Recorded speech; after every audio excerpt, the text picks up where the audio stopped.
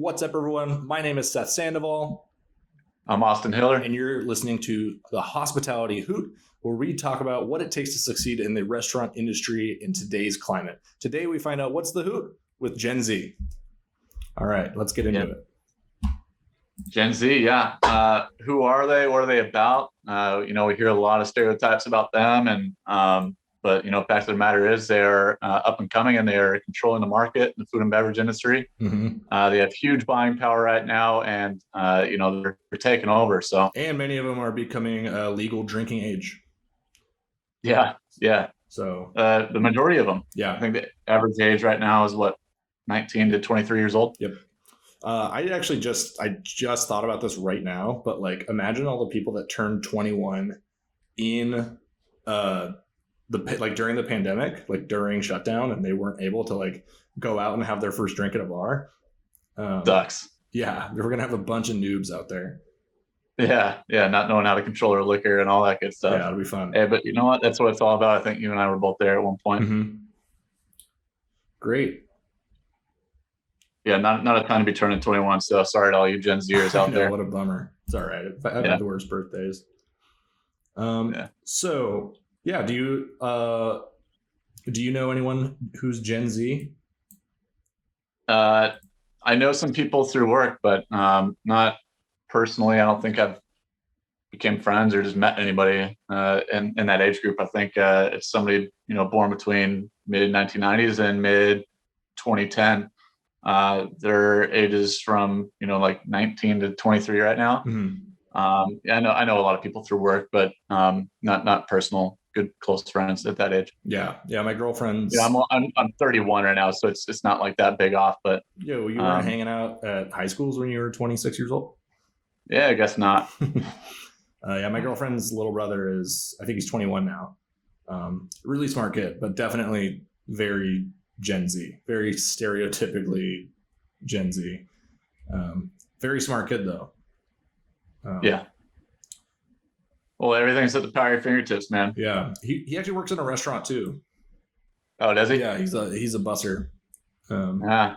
He's in the workforce. Exactly. Well, good for him. Exactly. That's the only thing I'm scared about with the whole Gen Z. It's they're so wrapped up with social and the whole online presence that I'm concerned for them. It's if the brick and mortar may always be here. I'm not nobody can. Hang on, you it concerns me that they're not preparing themselves for actual labor. Yeah, I mean, what are your thoughts on that? I don't know how true that is. I think that a lot of people have gotten resourceful, especially in the last year. People have been trying to figure out how to make money from their computer.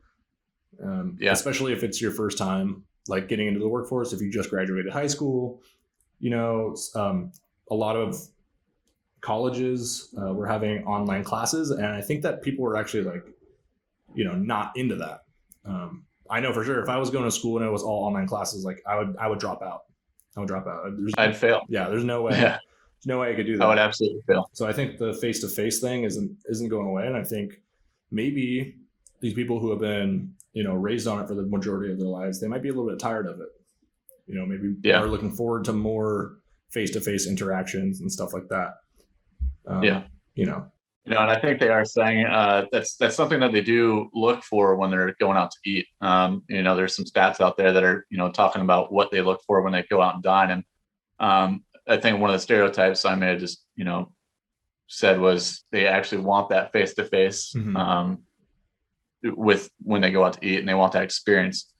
It couldn't just be a stereotype of that. But what are some influences that they have in the market right now, and where do they stand, and how much power do they have in the market, and what are they doing for the restaurant industry right now, are some things that I think everybody needs to know and look at in the future. We got to be marketing to these people, and if you're not doing that already, then you're two steps behind. So I think understanding what they're all about and what they look for when they're going out and dining, and know how and when to make them pull out their wallets and spend some money. So how can how can we do that? Yeah, I mean, I honestly think the big thing is like social media. Obviously, Instagram has been like a huge hitter for the last 5 years or so. But lately, TikTok has been a huge resource. I've been on TikTok, and a lot of times I'll just get like little like San Diego related things. Like, hey, check out this spot on like in like Barrio Logan or something. I've actually discovered restaurants by just perusing TikTok, and everything just shows up on your For You page. So sometimes I just see stuff like that. There's a little taqueria across the street from me called Kalal Brothers. That's really cool. I made a TikTok reviewing their food, just because some of these places are really small, and on Instagram you have to gain the followers in order to get that outreach. However, on TikTok you don't need to get the followers first. You can post a video with no followers, and it might end up on millions of people's For You page. So it's a great way to get outreach and stuff like that, especially people who are just based in like San Diego or based in whatever area you're in. If you like properly hashtag that stuff, anyone who's perusing through TikTok, that stuff might just show up out of nowhere. So. Yeah. That's an interesting social media app. I'm not super familiar with it. I don't use it very much, but they did like some stats. I think they interviewed like 1,800 college kids, and sadly that one's not even on there. But the majority of the college folk are doing YouTube. About 85% of them. Oh, really? Instagram coming and trailing right behind at 72%. Snapchat almost as popular as Instagram right now. Really? Facebook dying off, and Twitter I think is it's only 32%. So. Yeah. I felt like Snapchat was definitely losing some steam, but I get they've made some changes recently that are, I don't know, they're putting a lot more money into it. I guess there's a lot of investors and stuff. I think they're Ryan Reynolds. Well, from what you're saying, I mean, it's like one video can trail quite a long ways. Right. Yeah, and they have like the Snapchat like moments or whatever. I honestly haven't used Snapchat in years. Like, it's been the app that I sleep on the most, probably, just because TikTok's been taking a lot of my my time, a lot of my eye time, I think, just because it's so easy. It's so easy to use. Yeah, user friendly. You don't need to add people. You don't have. It's not based on having friends. It's just content. It's just like 100% content. These stats are interesting because I read an article that soon after reading all these stats of like this could be a great marketing tool, almost all of them say that ads are not very, they're not clicked. Ads are hardly clicked at all. The stats and like the actual numbers of what these ads can produce are pretty small right now. Their interest rate, like you were saying, like their attention span is so limited. I think it's like 8 seconds. Yeah. You have 8 seconds to capture that audience. Mm-hmm. It's got to be a really good ad or your SOL. Also, like, because of the advertising, like truth in advertising laws, you have to say that it's an ad. So most of the time, if you're clicking on stuff, like if I'm Googling something and a list of things come up, the first 3 things are going to be ads, right? So I'm usually skipping the things that say ad, and I'm going straight to what I'm actually trying to find. And I think that that's what a lot of, Gen Zers, younger people tend to do.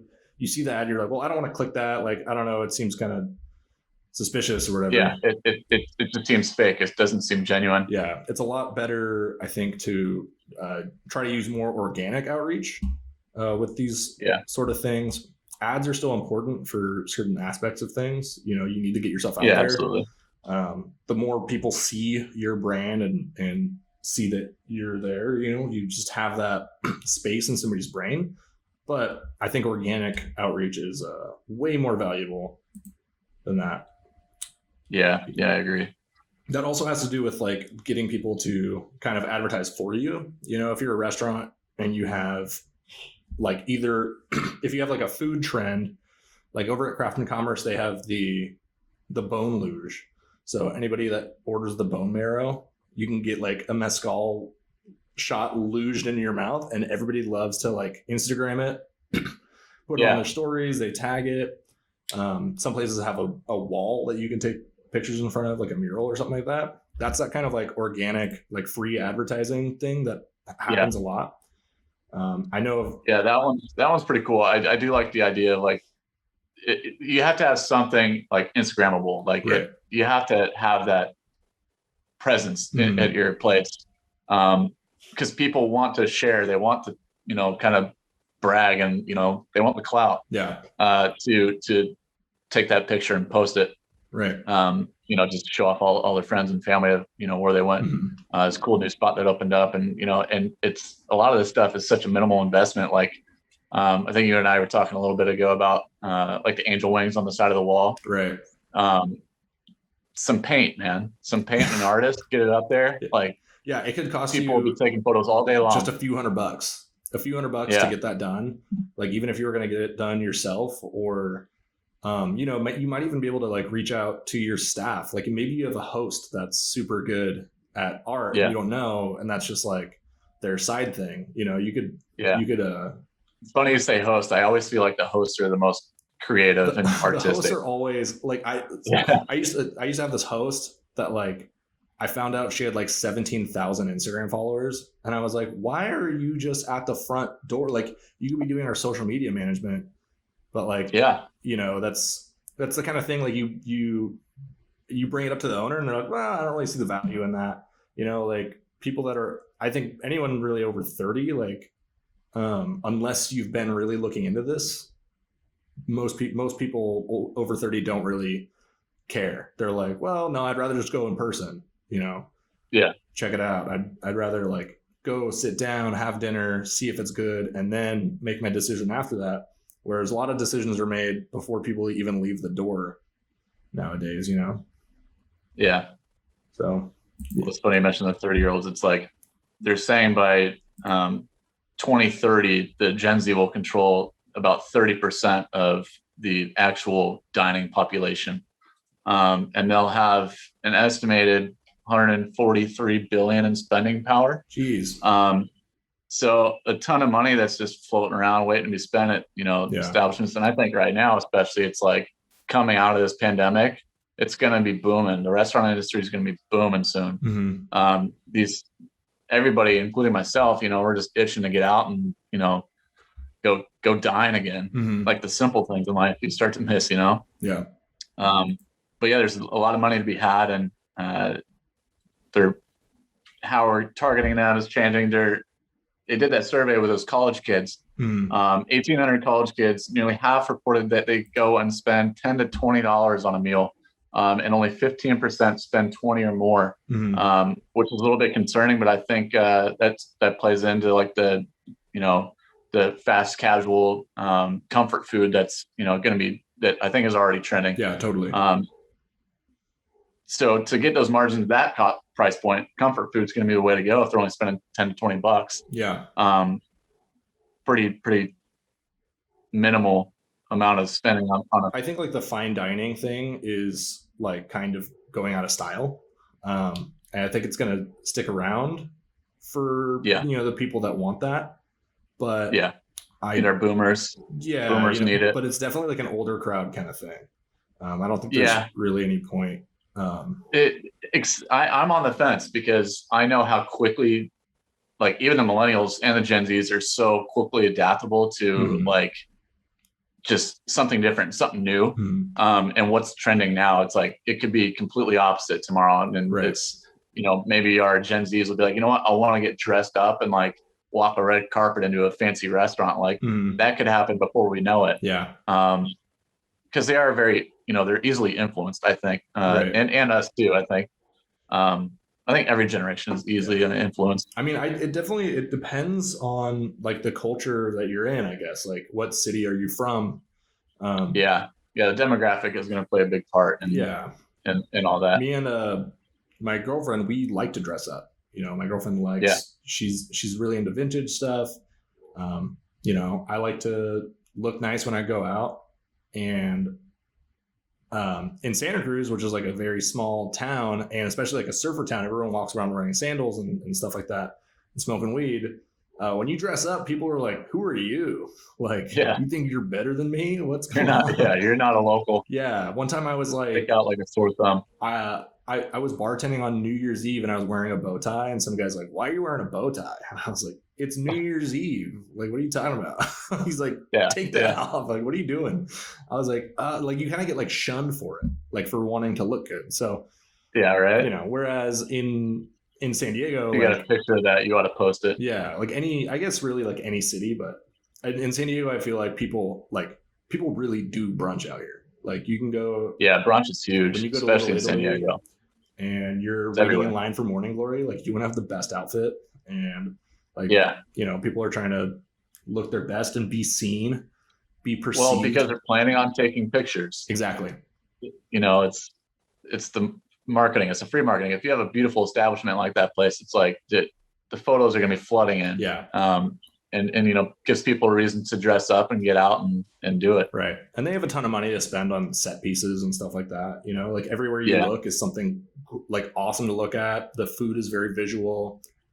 Yeah. But you don't need all of that for sure. No. Just a couple of things here and there. Like we were just saying, like it could be as simple as a mural. Right. Cool. So what next? So what's it saying? Millennials dine out more than Gen Xers and baby boomers, and restaurants have had to adjust their eating habits. But now chains will have to readapt to upcoming Gen Z food trends. Yeah, I mean, I guess this is what we were just talking about. But you're right. I think that the trends are going towards more approachability, shareability, and in general, like more health conscious stuff too. Yeah, the quality and the green aspect of dining. They want to know where their food's coming from. They want to know all that. Yeah, your appetizer list can't be like 7 different types of fried food anymore, I think. No. Yeah. Yeah, they do have a sophisticated palate. I mean, they expect quality, they expect good food, and you can't get away with fried food like that on your menu anymore. Right. Some places, yeah, there's exceptions. It depends on your demographic. Mm-hmm. San Diego, not going to fly. Yeah. But I definitely like the idea. I think I've talked to you about this before, where make things smaller and cheaper, and people are more willing to like share them. I think like the older crowd, and I've experienced this firsthand.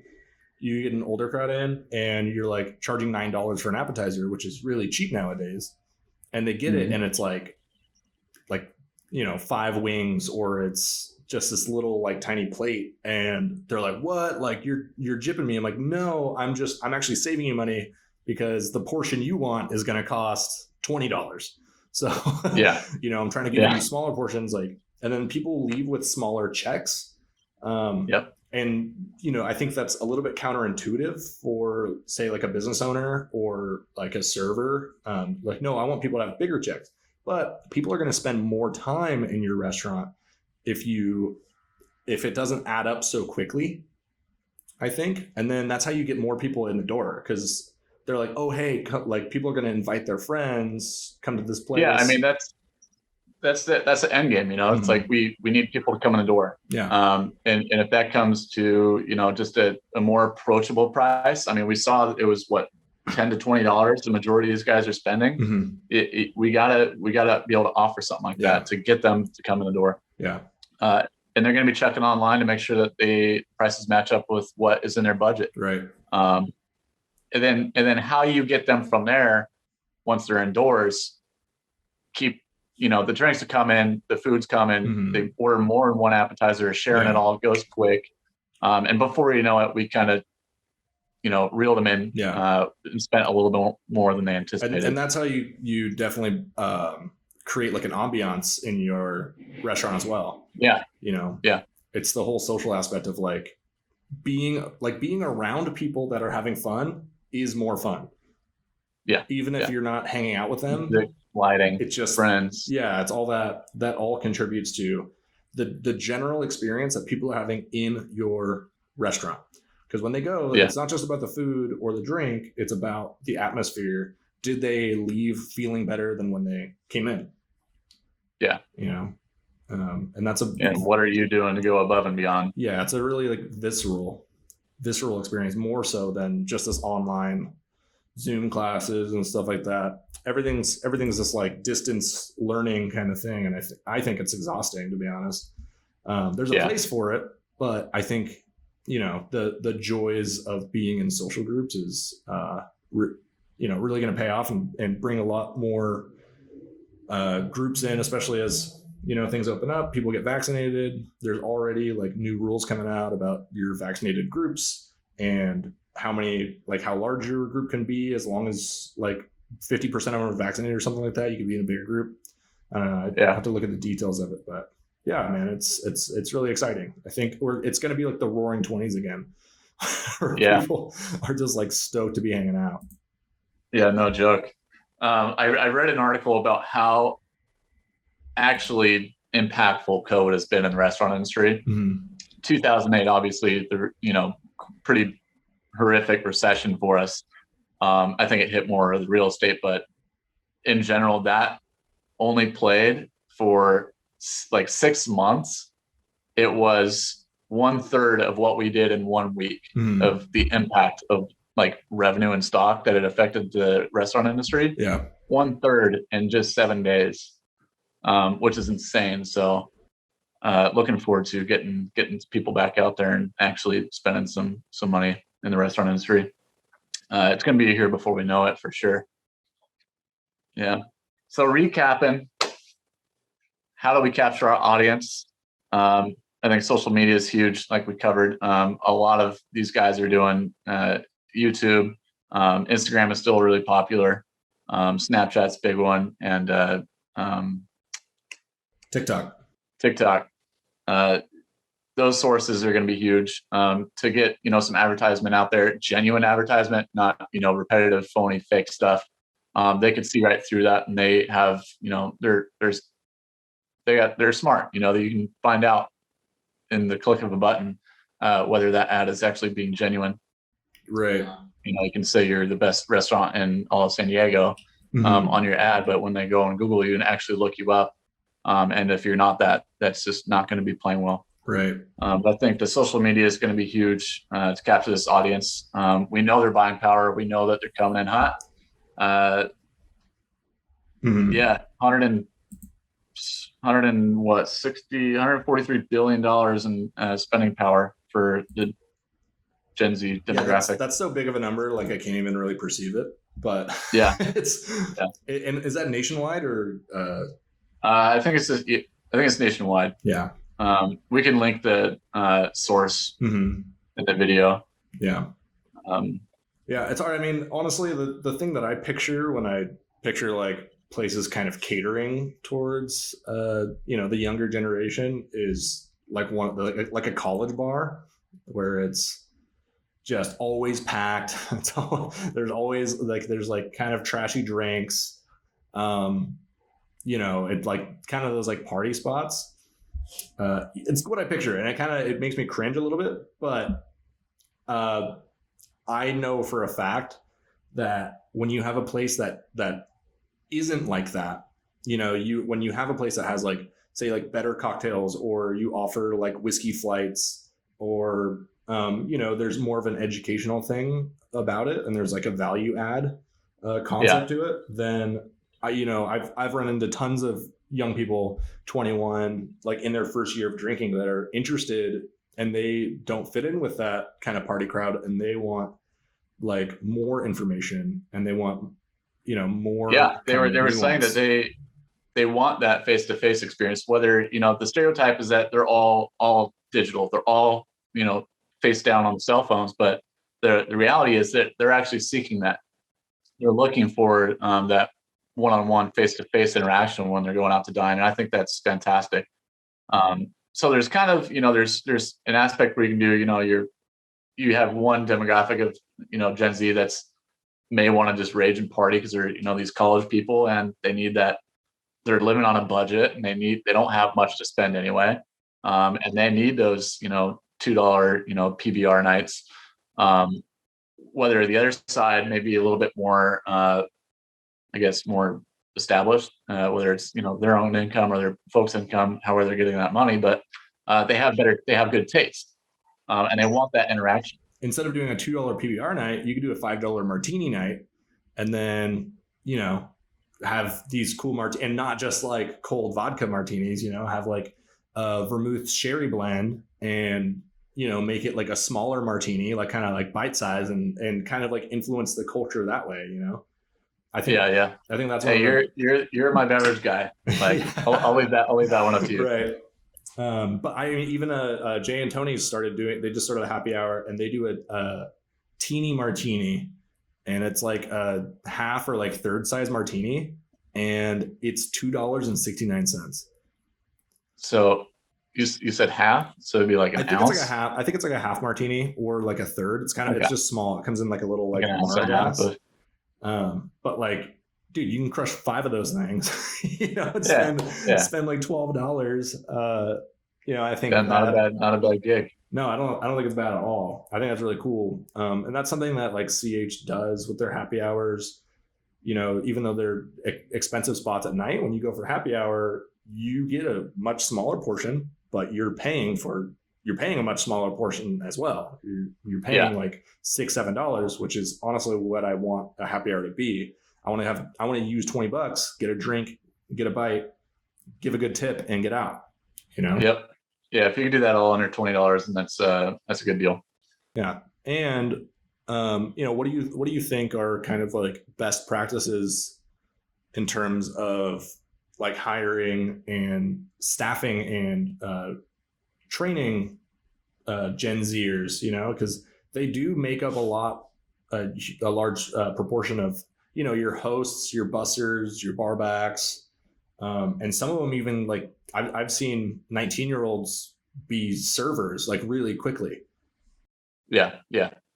The important part, I think that I've personally done is be a little bit more intricate on your interview process. Ask the questions. They don't have to have experience by any means, but you're asking the questions, and I think a big one is kind of availability. If they're actually available and committed to work, then they're going to learn. If you're not committing yourself, and I can see that during the interview, investing my time or one of my manager's times to train you, it's going to cost a lot of money. It costs a lot of money to hire anybody, and then to implement the cost that it would take to train somebody and get them up to speed, knowing that they're not invested and they're just going to tap out as soon as shit hits the fan. Be very diligent in your interview process. I'm all for it. Everybody's got to start off somewhere. Start them off as a busboy, a food runner, and you can tell the candidates who are actually really good and they have a good personality, and those are the people that you want to put in front of your guests. Obviously, quality training would be taking place, but personality is huge, and availability. If you're a good person and you're ready to work and you want to work, then I think availability is definitely like the big one, because a lot of them have school schedules or something else going on. It's tough. Some of them even have multiple jobs. If you can only offer 3 shifts a week, some of them are taking 3 more at another place. Yeah. So I think that's definitely huge. You also have to consider for a lot of these people, this is their first job.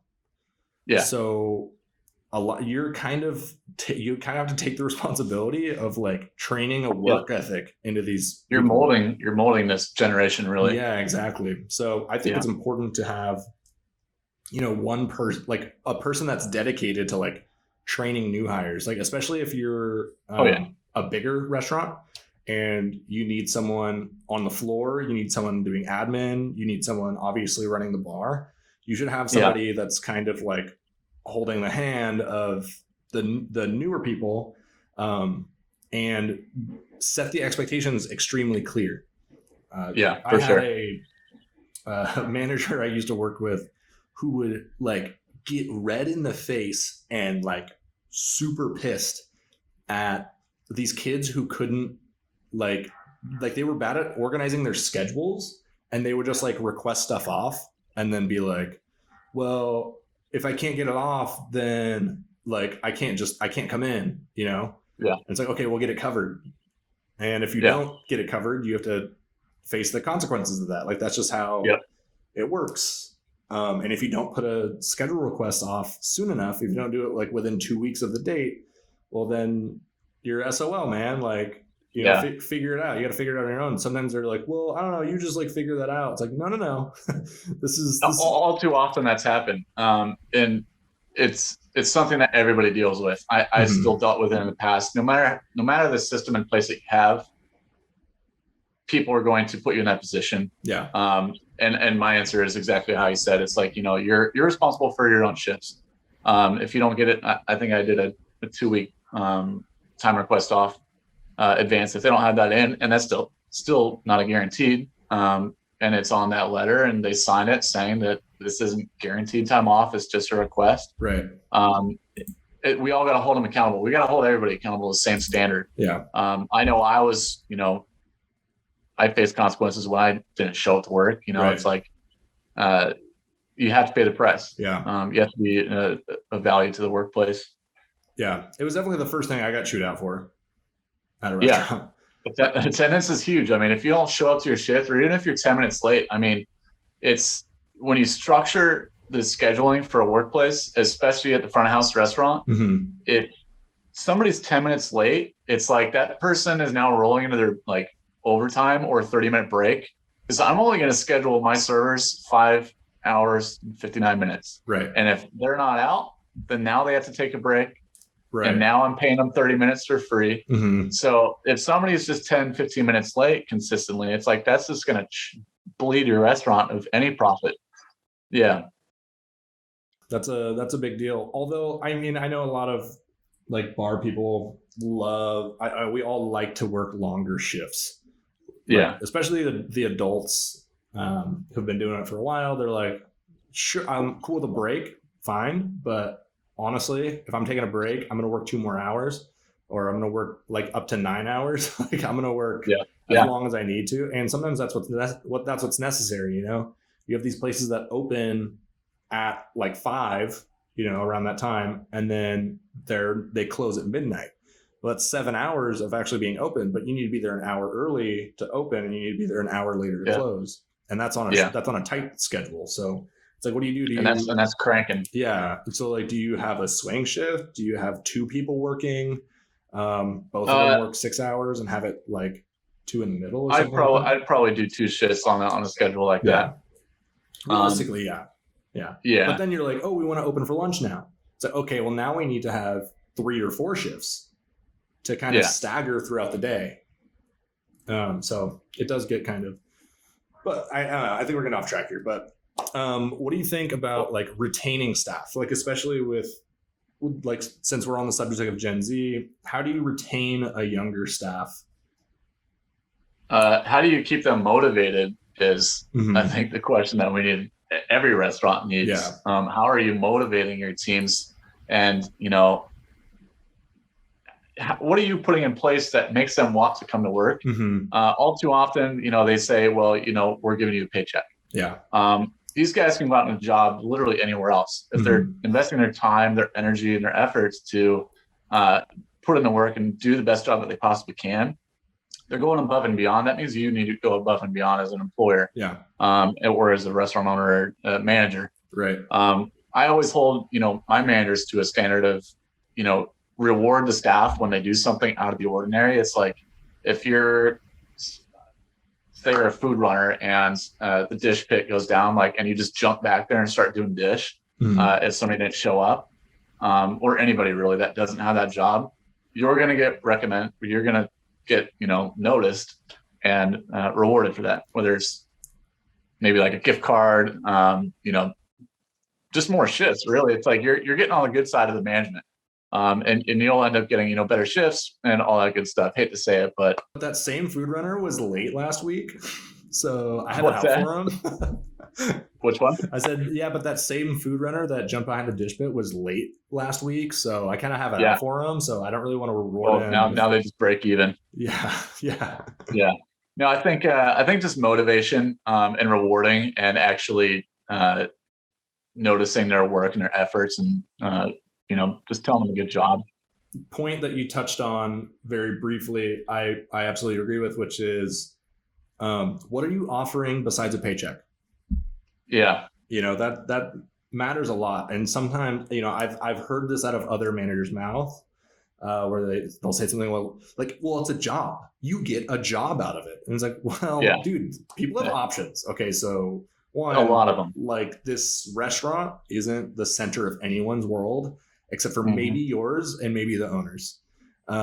These kids have other priorities. They don't have a stake in this thing. They need something that, they need to see that they're being invested in as much as they're investing their time and stuff. Yeah. And I think people are becoming more and more aware of that because of social media, and a lot of people who are about morals and ethics in the restaurant workplace. There's infographics and stuff out there, like people know what's ethical management within like a couple weeks of working somewhere. People can smell it. So you really have to be on top of it as a manager, and not just wait till somebody does something good to kind of start working on them or investing time in them, but have it be part of your culture that if somebody works for you, then they're also a student. They also have so much to learn, and you have to be intentional about training them. Yeah.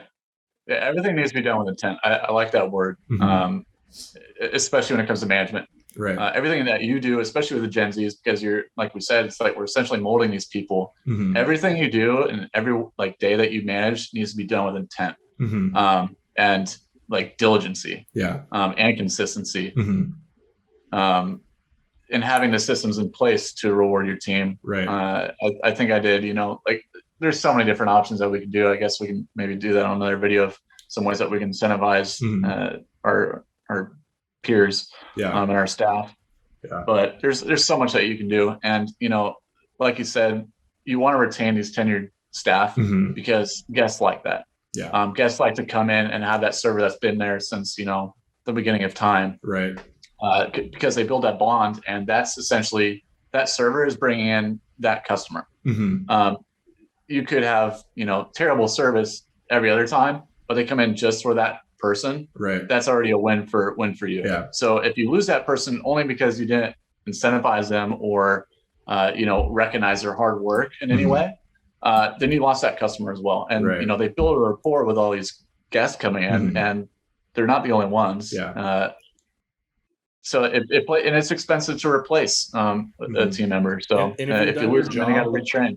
If you've done your job properly, then that employee is a great representation of your brand, and the whole, work culture. So when that person has friends that want to work there and they vouch for them, that those people are probably good to go too, Yeah. So yeah. And I love that too, because they're going to work hard because they don't want to make them look bad. Right.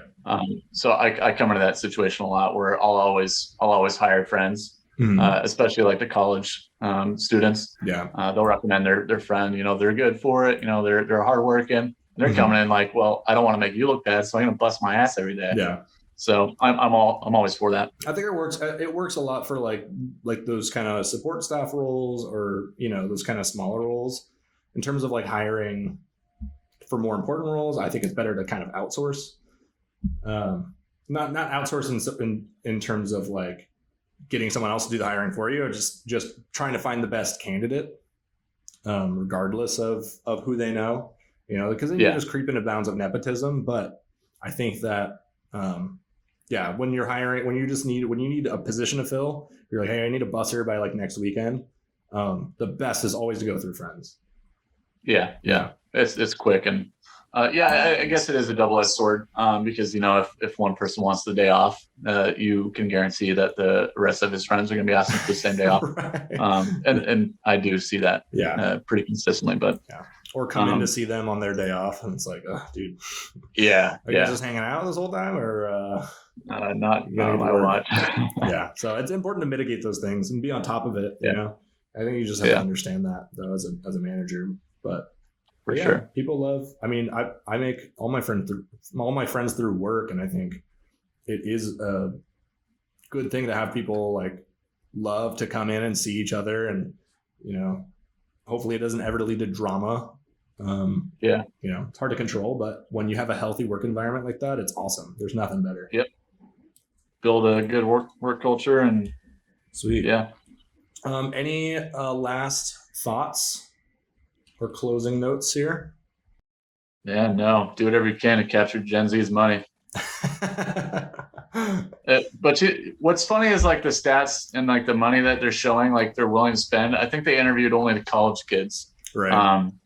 After reading that more, so 1,800 college students reported, and half reported 10 to 20 bucks. I would like to see how many, like, what's the percentage of kids that are going to college now, as opposed to like people taking alternative routes, either going straight into the workforce, joining the military, or entering trades. I honestly think less kids are going to college now.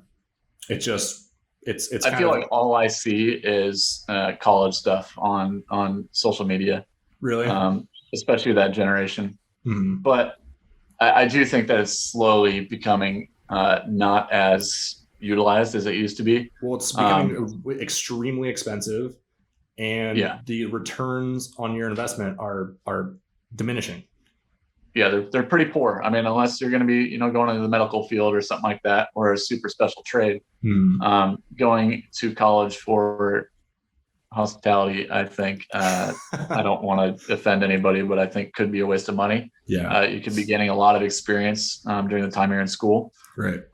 And still come out on top. But I think that's a whole different subject totally in general. But yeah, we could do a whole other episode on that. School or no? College or not? College or no? Hospitality focused degree or no? Or no? Bartending school.